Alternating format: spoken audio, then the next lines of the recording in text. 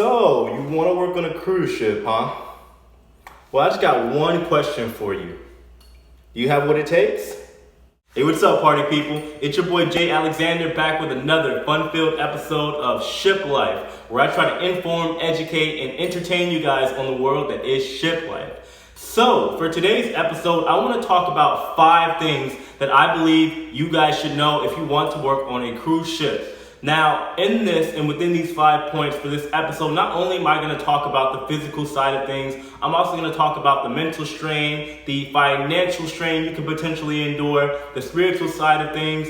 I'm going to pretty much cover the whole 9 for this episode. Now, I'm not going to waste any of your time, guys. We're going to talk about that and a little bit more. So let's go ahead and get into it. Let's go! Alright guys, so before we dive too deep into this video, I want to start off by apologizing in advance.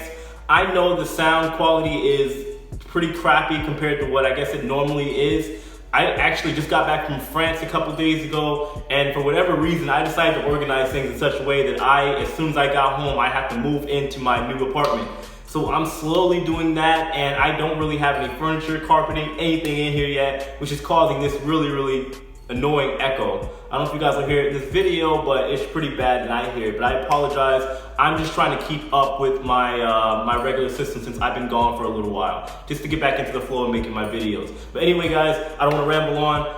I apologize, but let's go ahead and get started with today's episode. So the number one thing that I want to talk about, this is going to be the first on my list because in my opinion, it's probably the top of the things that you guys should know, is that you guys have to understand that you are going to be away from home.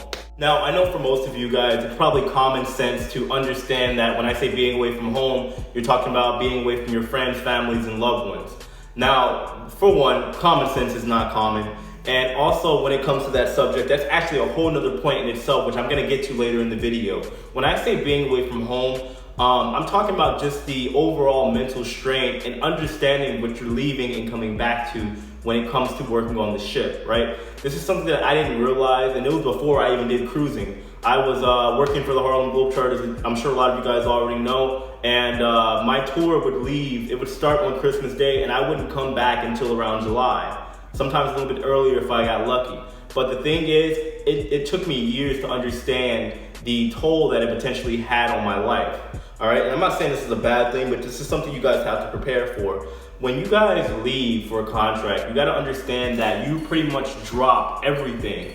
And I'm not just talking about, again, friends and family. Your entire life kind of has to be put on pause so that you can leave and go on your contract. Now, when you go on the contract, it's easy to just kind of lose your mind and wonder, just wander off and be in fantasy world. Now, yeah, obviously you're gonna miss your friends and family, and that side is hard for a lot of people at first. Typically, a lot of people get over it. Some people can't handle it and go home. But again, it goes without saying, a lot of people typically know what they sign up for. Some people can't really cut it, but that's life. It is what it is. Now, when I say just being away from home, just talking about that subject, like I said, I mean just the mental strain. And primarily, I'm talking about to leave and then coming back home. And I don't think a lot of people talk about these things when it comes to, just doing contracts alone. And again, this may not even apply to just cruise ships or people that are working on ships. This could apply to military. This could apply to people that work on tour groups, anything like that are gone for long periods of time. That is probably the hardest thing. That's why I wanted to just go ahead and start with this. The hardest part about being away is basically restarting when you get back and playing catch up. You know, a lot of people usually, if you're smart, and again, it took me a while to realize this because I've learned all this experience from just making mistakes and error, okay? If you're not keeping up with your stuff at home, again, your family will be one of them, but that's not really what I'm trying to talk about. I'm talking about just your life. When you don't have plans, as far as work, as far as what you're gonna do, as far as pushing your life forward, whether it be school or moving into that new apartment, anything like that, it can be difficult because you live in this fantasy world for 6 to 9 months and then you get dropped right back in the environment. So my advice, guys, because I'm not gonna touch too much on this subject, if you guys want more, just hit me up. But my advice to everybody is just to always be prepared. Be prepared when you're leaving, knowing what you're gonna take, and when you get back home, because in between that, it is, for the most part, just kind of fun and games, with a couple of exceptions like money, for example, which I'm going to talk about in a second. But just keep in mind that you guys just have to be prepared. Be prepared for when you get home, because that is the hardest thing. And a lot of people don't realize that. Just be prepared. Be prepared. All right, guys, so the second thing that you need to know if you want to work on the cruise ship is that saving money is hard. Maybe not for everybody, but potentially it can be hard. This is gonna piggyback over to my third point that I'm gonna make for this video. But just understand that if you guys are gonna work on the ship, my best advice is to have a plan. And this is primarily, obviously, this isn't everybody, but I'm generalizing. Have a plan, especially if you're those people that like to go out and have a good time. Because trust me when I tell you, and again, I've learned from experience, you will blow your entire bag. You will lose all your money adventuring and partying on these ships, because it just kind of brings that out of you. Now, this isn't for every ship, but on my ship, for example, it is a very, very dangerous game, right? So pretty much what'll happen is we don't get paid until the end of every month. And we have our ID card. Our ID card is pretty much like our debit card. But the way it works, it doesn't take money that's already loaded on the card, right? For some people, you can, I think you can set up that system where you can put like $200-300 on there, which I would highly recommend. But typically what'll happen is you have a card with potentially somewhat unlimited funds, right? Because the idea is that you can charge your card as much as you want, slide away, but at the end of the month, before you get paid, the ship is going to charge your card, all those charges you've accumulated over the month. So it's kind of like you're just going into it blindly. You're not really seeing how much money you're potentially spending. And that can be a very, very hard thing, you know, to keep control of for a lot of people. I was able to do it on my ship contract just because I've learned from the other tours that I had already done. But just keep that in mind, guys. So let's go ahead and move over to number 3.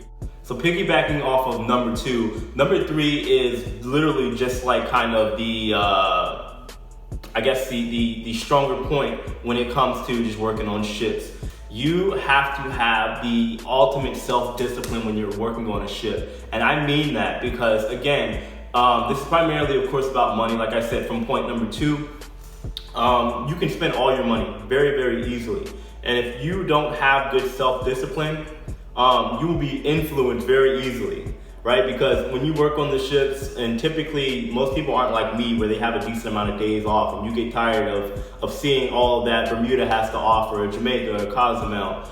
Typically what will happen is you might have your core group, your tribe on the ship of people that, you know, they have that one day off, so they want to go do the excursions, they want to go scuba diving, they want to go do all these things, or they want to have that one night a week where they get turned up at the crew bar, which typically turns into 3, 4, 7 nights at the crew bar. But you guys gotta keep that in mind, right? Because these people that you're around will influence you to spend that money, and nobody's doing it intentionally. But you know, it's one of those things, right? It's like the theme park tactic, or Disney, right? When you're having fun, you spend money, and that's typically how it works. You're on a cruise ship. So the entire idea of the ship is geared around people just having a good time. Because again, when they're having a good time, they're spending money. And again, that you're not immune to it just because you're a crew member. You can easily spend all your money. But when I say self-discipline as well, along with that, guys, I mean just your behavior too. I've seen so many people. If you guys haven't watched my stories, I'm gonna leave a couple in the link below. But if you guys haven't seen my stories,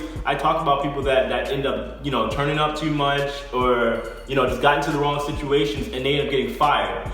These cruise lines will fire you like that very, very quickly, because there are literally thousands of people waiting in the wings to take your job. So if you don't have the self-discipline to say, all right, well, I'm not gonna drink before I get back on the ship because I gotta go through I-95 and all that in the gangway between all the security. You don't have that, you potentially get fired. If you get with one of the guests and do the nasty with one of the guests, you could get fired. All that stuff revolves around self-discipline, so please keep that in mind, guys. That's all I got for number 3. The 4th thing that you need to know if you want to work on the cruise ship is that you need to have a positive mind, because a positive mind will give you a strong mind.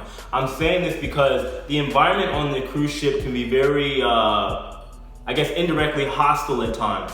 For those of you guys that have worked on a ship, or maybe if you've taken a cruise, you've noticed that the crew is typically pretty smiley and happy, right? They're doing it not only for their job, but they're doing it for, I guess, survival on the ship. Because the thing is that environment, if you start having negative thoughts, it will eat you alive, right? Because again, you're not around your family, you're around usually temporary friends.